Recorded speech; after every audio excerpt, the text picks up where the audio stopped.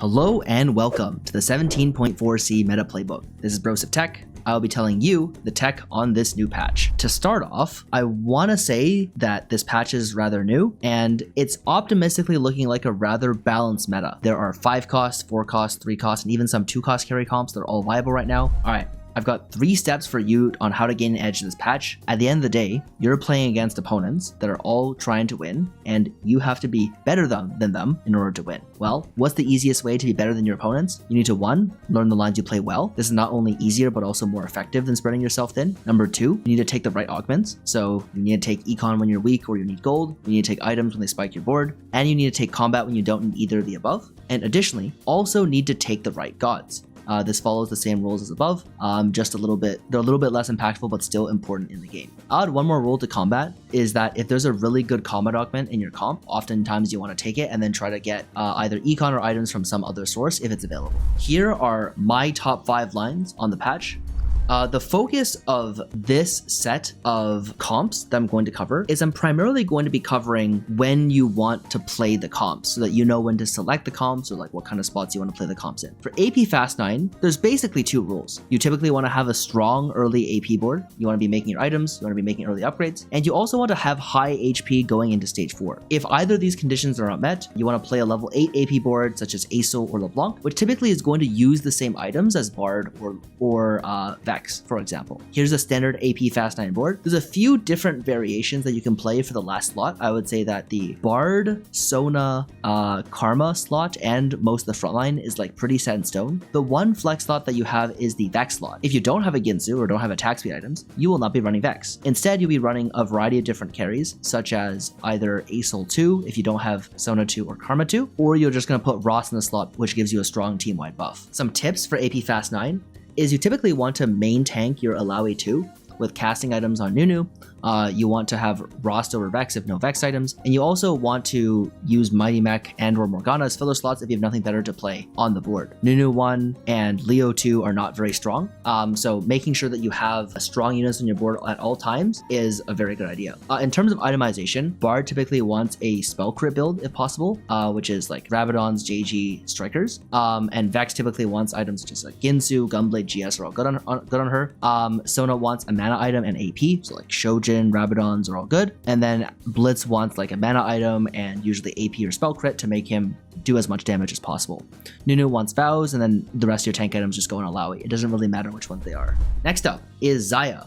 So for Xayah, every single Stargazer is playable. The best 2 Stargazers for Xayah are Serpent and Boar. Next is Altar, then Mountain, then Huntress, Fountain, and Medallion. I would say at like Mountain is when they stop being like super good, but even then, new Huntress is like still totally fine. I think if you have a good slot to play Xayah, you would just like pretty happily play it on Huntress. Ideally, you start with a bow or have a good way to get bows, either like Pandora's items or you go into Lost Rake stage 2. It's better to have a strong opener for this comp, but this comp is also viable from Lost Rake if you have like Calculass or Comeback Story or something that synergizes with Lost Raking. It can be good to play into Xayah like this.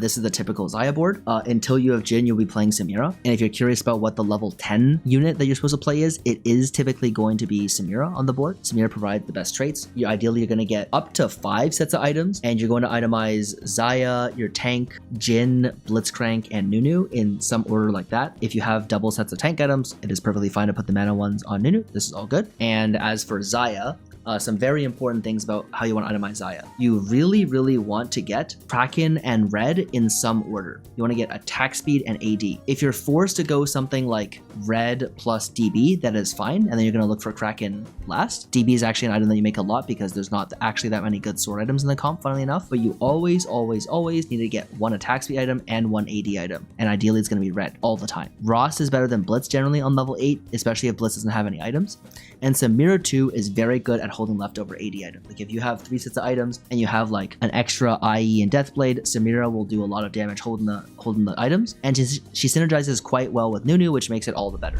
Next up, Corki Riven. Corki Riven, still good. Still very strong, in fact. On this patch, it's typically going to be good from Last Whisper or DB or Tank Slam and a strong AD opener, and it also benefits a lot from good econ and extra items. partially from the gods or partially from your augments. And it also makes really, really good use of small anima cash outs. Nowadays, if it doesn't look like you're going to be able to cash a 400, say for example, you get it in on like 3-1 or 2-5 or 2-6, you're typically going to want to try to cash out all 100, or you're typically going to want to only cash out 100 items over and over and over, rather than trying to go for a 200 or 300. The board is the usual board, the items the usual items. Nothing about this has really changed. Some different tips that exist in this meta from before is you want to try to build the right resist item for your lobby. Many lobbies are heavy AP nowadays, so instead of this Bramble, you can substitute it with Dragon's Claw, and you want to prioritize 3 real tank items on Rammus. I see a lot of people build Sunfire or Even Shroud, and you really do not want to have either of those items. I would rather have 3 real tank items on Rammus and then just forego the Sunfire, and that's mostly because there's not that many things that can out heal Corki's damage. Like in this comp, burn is not nearly as important as in some other comps like Xayah, because you do a lot of focused damage that doesn't allow them to be able to heal up the damage that you're doing. Next comp is the best emblem comp in the patch, which is Space Groove. For Space Groove, you're going to want to try to get a cheap emblem that either comes from Earth's Gambit, Spreading Roots, Trait Tree. I believe it is also okay from Earth's, but you need to be a little bit more careful on how you navigate your game. You need to make sure you can get enough gold, enough items, stuff like that. It's probably the best comp to play if you get a random spat from the gold orb. And in the comp, ideally you want to build AP items first. Big mistake I see is you build the Riven items first. No. That's not very important. It's important to get either some combination of JG Nashers or JG Shojin, something to make your Nami able to cast and get to a state where she has enough mana gen that she can cast over and over without ever leaving the groove. When Nami is permanently on the groove, she scales up her AP really, really hard from 5 Space Groove and is really, really strong as a result. One also really important thing in the comp is you need to prioritize getting enough gold to hit the board after. After you take the emblem, you need to be able to hit your board. The board on 2 stars is like virtually unbeatable. The board on 1 stars is like paper. This is the typical board you're going to go for. This is a board of 8 units. If you don't have Blitz, you're just going to play Nasus in its place, and you're going to typically be leveling up for Shen. It's a strong comp. You're going to main tank the Tom Kench most of the time. In terms of items, ideally you have like Nasher JG, or Shojin JG Nasher is good. Shojin and then double spell crit with JG and Striker is also good. Riven just wants whatever. Healing, Titans, Edge of Night, Sterax, all GS, all good on Riven. You just put the Space Groove Emerald on her, and the 2-star will be pretty strong. Some important tips, as I mentioned briefly already, you need to have enough gold. Very often you'll be taking econ on either 3-4 or 4-2 or to be able to hit your board. If you don't take econ on either, you better have enough econ from the gods or the portal to be able to hit your full 2-star board. Typically you go for utility on the front line, so you go for some combination of Sunfire and Spark and real items in the Nami. I really do not want to see you build Void Staff on the Nami, because it almost guarantees that you will not have the good items on the Nami, because it kills a bow and a tier and is not a strong item. Mana gen is very, very important to have on Nami. Try to have at least a Shojin or double Nasher by stage 4. Last comp. If you've seen me pop off in a recent tournament playing MF Diana, this is still a good comp on this patch. It's really, really good with Living Forge or Forge and Strength. It's also good from early MF or Diana copies plus early Slam. I think the 2 best artifacts in the comp are Seeker's Diana and Dawncore MF. Both are really good. If you see them, this is actually a good enough sign to just hard force the comp. It's also better with high econ, item gods, or encounters, such as Ari, Kale, Thresh, and or Gold Sub or Loot Sub. The typical board is going to be this. There are a few variations that you can play depending on if you play Diana or not, but usually I would go for trying to take more items and then main tanking Ornn, playing Diana duo, and carrying MF third, or in some order.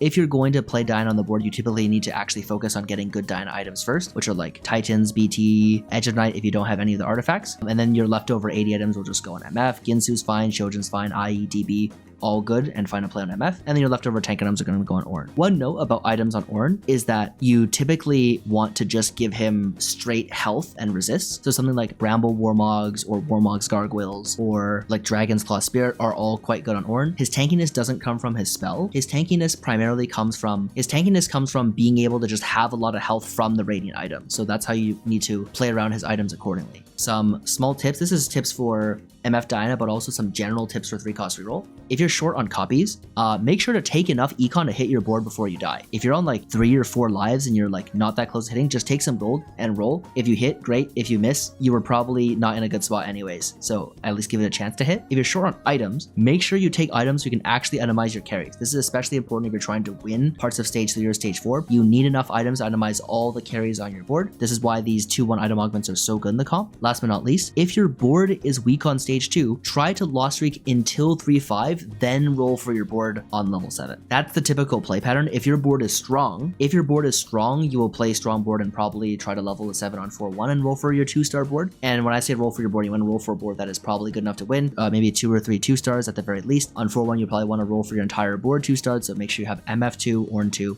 and Dyna 2. Anyone who's holding items needs to be upgraded. Alright, thanks for watching to the end. If you found this helpful, make sure to subscribe to BrosephTech and make sure to check out our other videos on how to play other stages in your game. Hope this has been helpful and catch you on the Convergence.